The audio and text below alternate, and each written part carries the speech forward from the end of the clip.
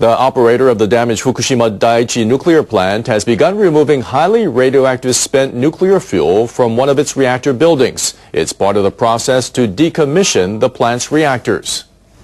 Tokyo Electric Power Company last week began removing fuel from the number 4 reactor pool. TEPCO has more than 1,300 spent fuel assemblies there. Radiation levels around the pool are as high as 300 microsieverts per hour. So a day's work is limited to 2 hours per person. Workers on Tuesday used a remote-controlled crane to lower a storage container cask into the pool. Then they plan to transfer the fuel assemblies into the cask. Once the cask is full, it will be lifted out and moved. Assemblies of spent fuel rods require far more caution than unused assemblies. The spent fuel assemblies can be distorted by radiation or heat. They might get stuck when extracted from their holding rack. TEPCO plans to repeat the transfer process with all the fuel units by the end of next year.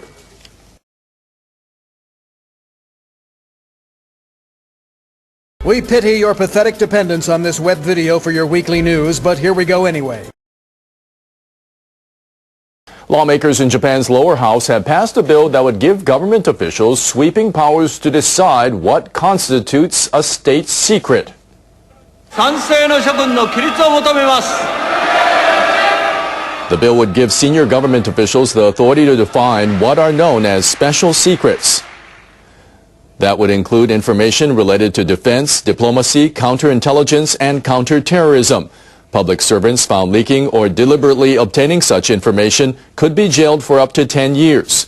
The bill is expected to pass the upper house before the current session of the Diet wraps up next month. It could go into effect next year.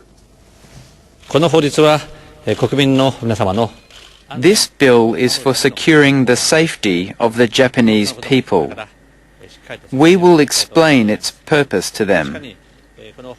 I know that some of them are concerned about the bill, but we will work hard to address their concerns through debates in the upper house. The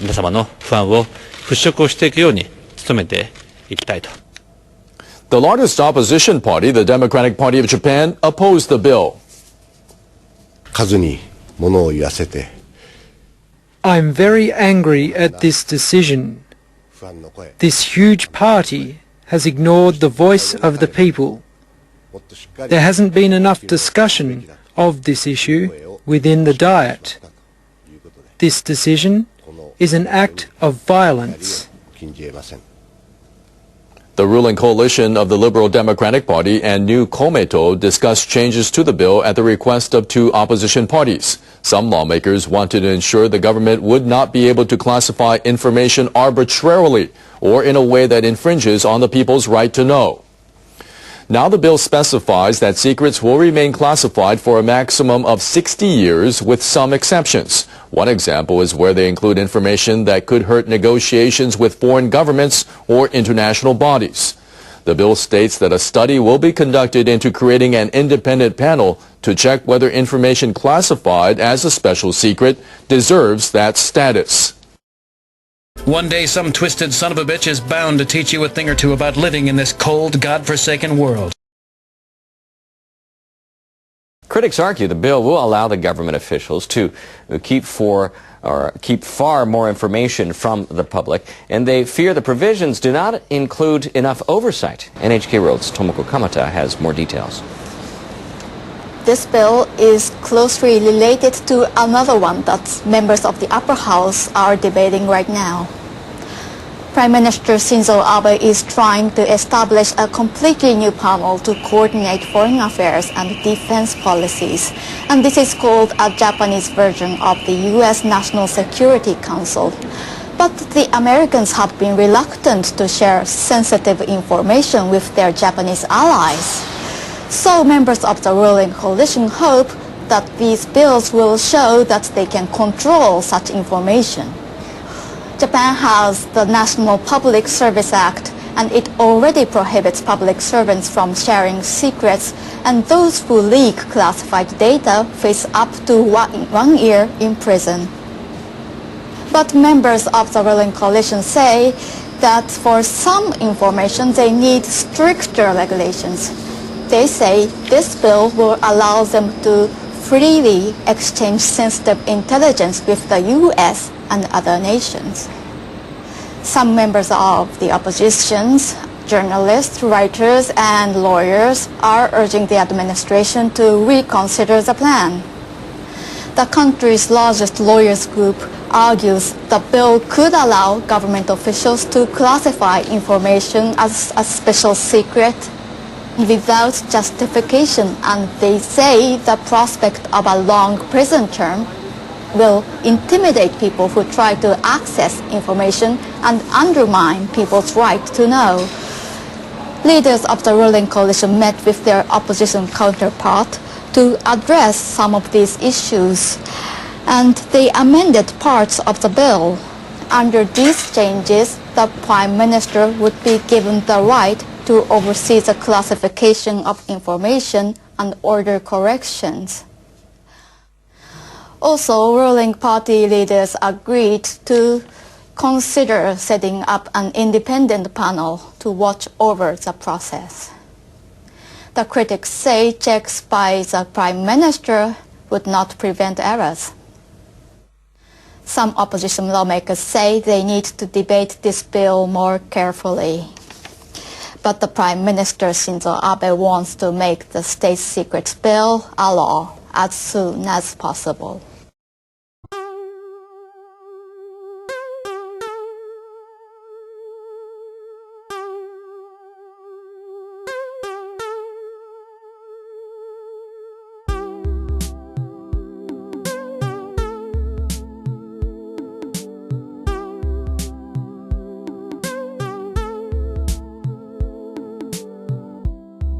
Got a feeling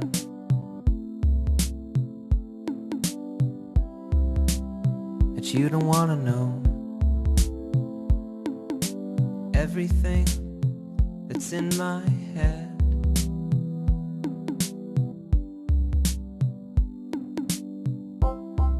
I can own it,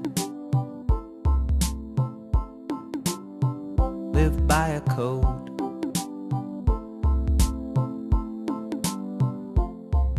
You won't think twice, my darling.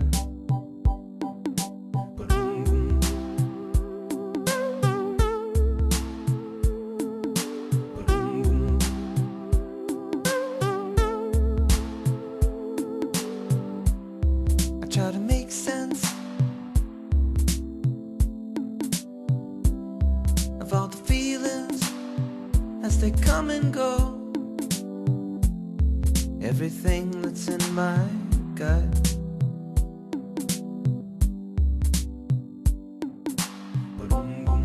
I'm sorry. I got this chromosome. It's been with me a long, long time.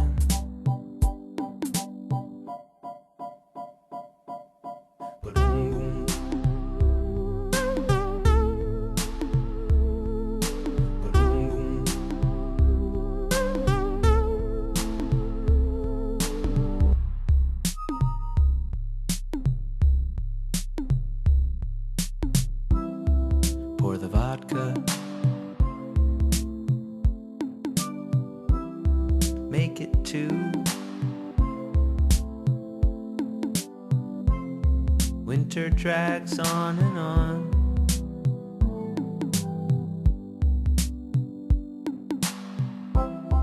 Put your coat on. Let's take a walk.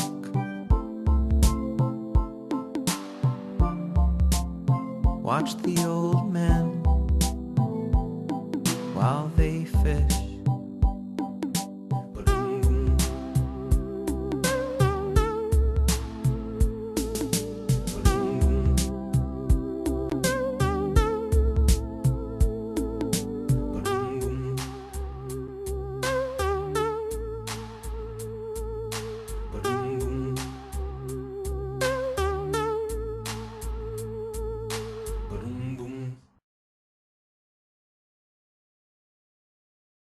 Hi, and welcome to Fairwind's Energy Education Podcast. This is a special holiday podcast where we're going to tell you what we're thankful for.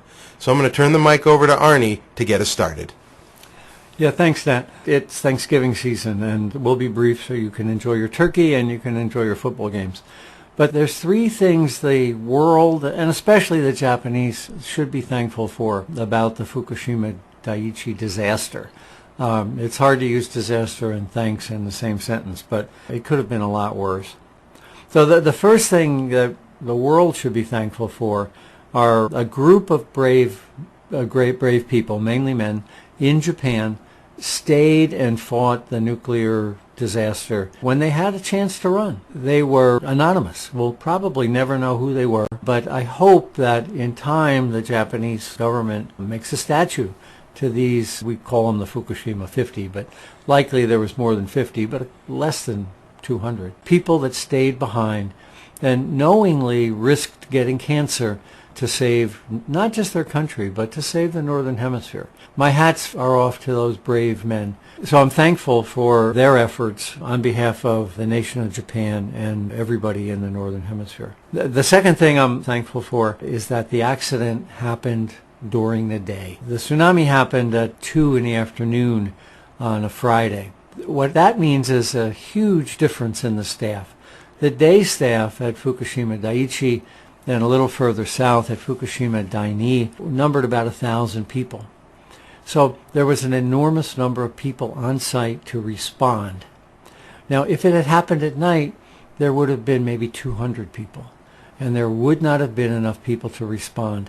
The people that were off-site couldn't have got there because all the roads were destroyed. We would have had 10 meltdowns at Daiichi and Daini were it not for the fact that they had a full complement of people willing to risk their life. We covered this. It could have been a lot worse. There's a video on the site by that title that talks about how 13 nuclear reactors were in danger of melting down because they were inundated by the tsunami wave, and they were crippled because of the earthquake. If you want to find out more about the details of that, I urge you to take a look at that. There's a lesson in Japan. The Japanese understand this. And at Kashiwazaki Kariwa on the Sea of Japan, the Tokyo Electric just announced that its night staff used to be 350 people, and now it's going to be close to 700 people. Why did they do that? The reason is that they understand that they don't have enough people at night at a nuclear plant.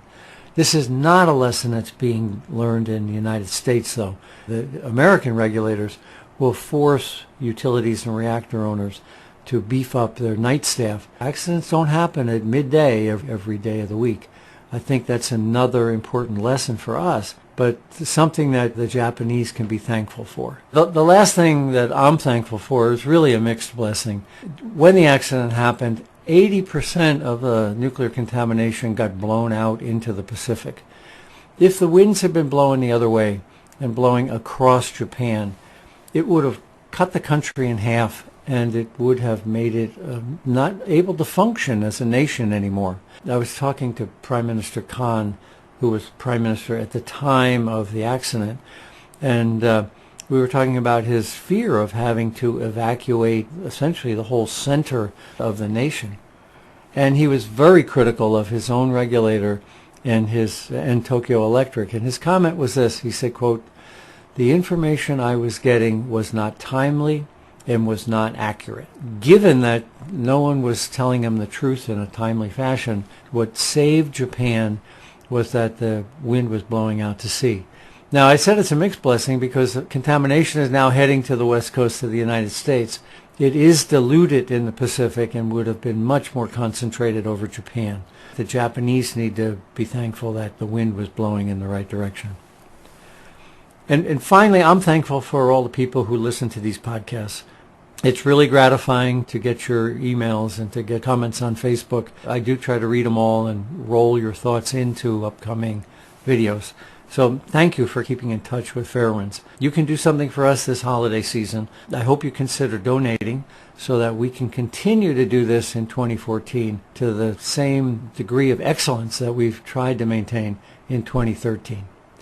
So thank you, and enjoy the football game and enjoy your turkey.